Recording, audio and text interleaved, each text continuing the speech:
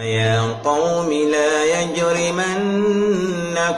شقاقي أن يصيبكم مثل ما أصاب قوم نوح أو قوم هود أو قوم صالح وما قوم لوط منكم ببعيد واستغفروا ربكم ثم توبوا إليه إن ربي رحيم ودود.